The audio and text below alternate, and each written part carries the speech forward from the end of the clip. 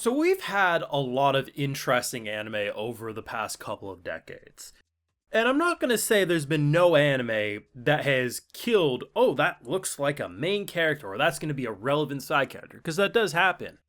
But there's a difference between a show being like, okay, it sets your expectation, and then it's like, oh, didn't expect those deaths. Sure, but there's a difference when you have a show that now for 2 episodes in a row, and if the trend continues, every episode in a row, they say, here is the most well-designed merchandise selling character imaginable. And what I mean is the type of character models that you look at and you say, oh, they're going to make a figure of that. There's going to be body pillows, wall scrolls. There's going to be every type of merchandise imaginable because it's designed to sell. It's an aesthetically pleasing and well complex, put together character. And then in 30 seconds to a minute, they slice her down. With episode 1, I thought to myself, it's kind of funny. Like, maybe they'll do, yeah, sure, they dispose of the body, but with how well they're designed, I'm not going to put it past, with the magical bullshit we're dealing with, that they come back. No, like, they're absolutely just staying dead. Once again, this episode, they bring in a character, I'm like, okay, that's a complex, and she's dead. This might be the only show that we will see in the 2020s that is bold enough to have a artist say, listen, I'm going to think of these amazing character designs just so I can slaughter them. And your main character, I'm going to put her in like a farting unicorn rainbow hoodie because fashion sense ain't needed in this department. Like, seriously, if you're not watching this show, you are missing out on one of the best. Of course, if you want to see my full thoughts on these episodes, though, support my work, we do got the Patreon where we got those full live reactions over there exclusively. So I'm not sure if I would say I like this as much as episode 1. Episode 1 just caught me by surprise in all the right ways, but I will admit this probably has my attention even more. Seeing where they want to go with this world, the money situation, the character situation, and the fact that we're dealing with just a complete and utter murderous psychopath. I love that this show does have logic because, okay, our assassin gets poisoned by, insert, once again, another brilliant character model, right? Okay, I'm sure she wasn't going to die from the poison tea. So we knew she was going to kill this girl. But the thing is this is the first time now in 2 episodes where it's not about getting jumped in the bathroom or in the alley. This is in the middle of broad daylight. There's like a good dozen, maybe a couple dozen people having Sunday brunch, and they see someone cut someone down. Now, if this was a Looney Tunes level joke, you would just cut to the next scene and not think of it. But this is supposed to be a actual world.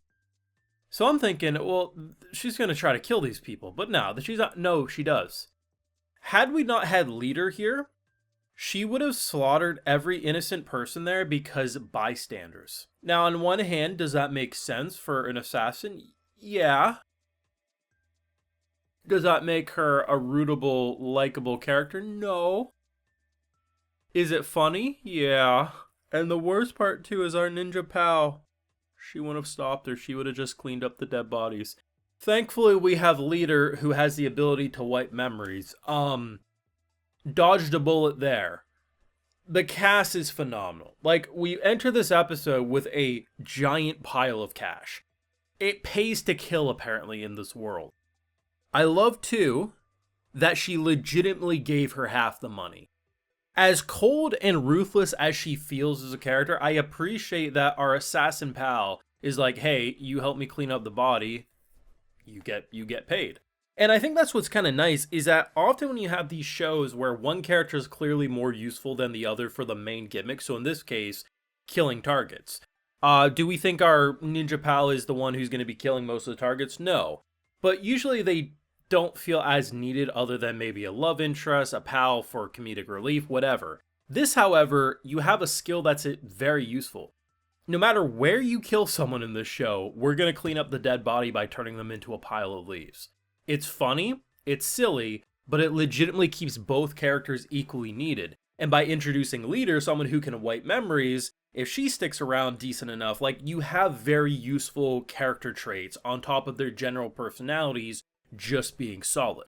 This is legitimately one of the best shows of the season, and while there's a lot of really funny shows this season, I mean, go look at Witch Watch as an example, you got the Gintama of Witches, There is something so nice about this story structure and how they're making it so absolutely insane while doing a fairly decent job at some world building in terms of like last episode explaining the system of assassins and, points and cleanup crews, all that stuff. This episode really focusing more on the ninja side of things, and if you watch after the credits, we get a bit more with these central three here who basically just reinforce why it's important not to drink when you are surrounded by weapons because blades were drawn by the end of that whole exchange. But I did feel like I learned a bit more about them and, of course, our ninja pals. So it's like, they did a good job this episode. They really did. And it's kind of funny because you have someone who literally fled and wanted to start a new life, right? Like, hey, I'm living with my significant other.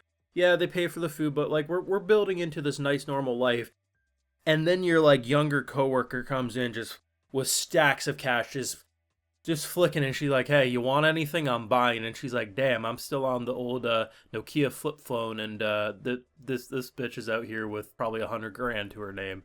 She does lose all the money by the end of the episode because she basically has to give it back when our girl comes in with the like family paperwork because I guess she had connections to get some forgery done. Not sure if we really needed it, but I guess if she wants to go to school with her, she probably did. But still, this show isn't what I expected. It's proving that it pays to kill, apparently.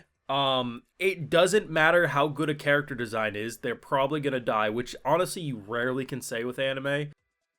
And 3, it's just batshit insane. And it's like, yes, we do get the Attack on Titans. We do get the Demon Slayers, right? Like, Demon Slayer has a lot of characters that do end up dead, despite their amazing looking character designs. But they last a good while before that happens. At the end of the day, though, whoever is the author and artist of this work was like, hey, I'm going to just come up with 30 amazing character designs, and I'm going to throw a dart and be like, okay, we're killing them this chapter. And the worst part, too, is like every time I see them, I'm like, oh, that's a really cool character. Oh, and they're dead. I guess on one hand, in a weird way, you can almost make it come full circle. This is the show because of how many characters that are going to be on screen, because they're only there for like one episode, one chapter. Maybe you can just make a ridiculously long figure line because of all this. So maybe it's actually a brilliant marketing ploy all along that instead of keeping character designs around for multiple figures, you just create multiple character designs to have unique one-off figures. I don't know, this might be a big brain play that I can't comprehend, but either way, I would say this is another 10 out of 10 Ninja Assassin episode for sure. Let me know your thoughts down below. What did you think of the episode? How are you enjoying this one? Do let me know. Leave a like if you enjoyed. Subscribe if you're new around here. Of course, ring that bell. And like I mentioned, full live reactions over on Patreon. Tell you why you're over there. I'll also give you a video shout out. Alright, so today we got Crizzle Wiper, Connor Reeves, TMG Gaming 999, Jord, and we also have Jacob McDougall. So I appreciate the support, everyone. Please take care. You'll have a good one.